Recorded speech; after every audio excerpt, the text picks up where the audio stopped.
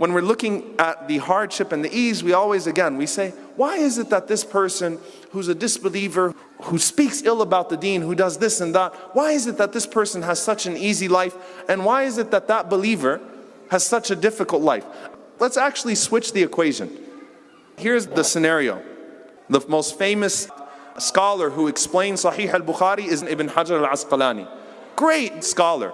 He was rich, he used to dress elegantly, and he became the great judge of Egypt. And imagine this scenario. Ibn Hajar is walking in the marketplace. The guy is incredibly handsome. He's a good-looking man. He's scholarly. He's dressed well. He lives well. He has position in society. And he's walking in the marketplace, and there is a non-Muslim that's selling oil that's used for the lamps. And he's in shabby clothes. And he says to him, Ya Shaykh, O scholar. He says what? He said, didn't your Prophet sallallahu alaihi wasallam say that ad-dunya sijnul mu'min wa jannatul kafir?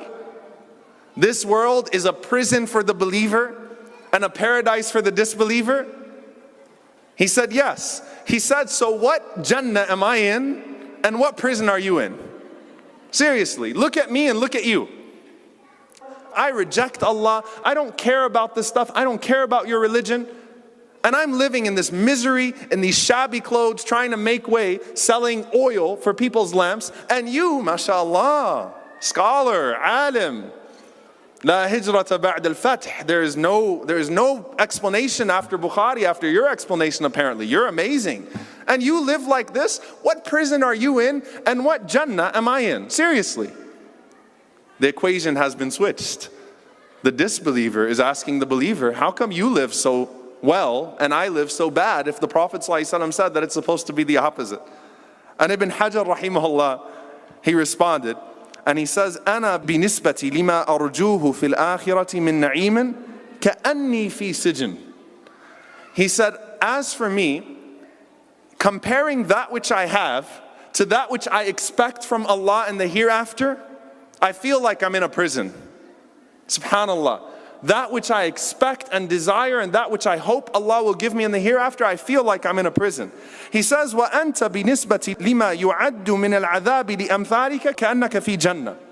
He said, and as for you, in regards to that which Allah has promised for people like you that reject Him and that do all sorts of things, that which you're in right now is a Jannah. And the man started to cry.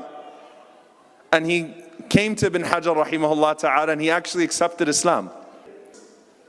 The world is a prison for the believer does not mean that the believer is inherently unhappy and depressed in this world. What it means is that the believer has so much expectation of Allah subhanahu wa ta'ala in the hereafter. With the ease that comes to him, he says, Alhamdulillah, and I will not be deluded by the ease in this world to think this is Jannah. And he restricts himself, he's imprisoned from the prohibited means of living out his desires.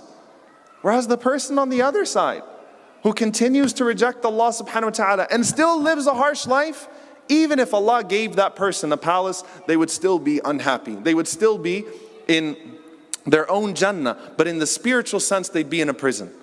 So yes, ad-dunya sijnul mu'min, the dunya is a prison for the believer. Make no mistake about it, the one who connects himself to Allah subhanahu wa ta'ala in this dunya and sees through its flimsy nature is the happiest person in the world.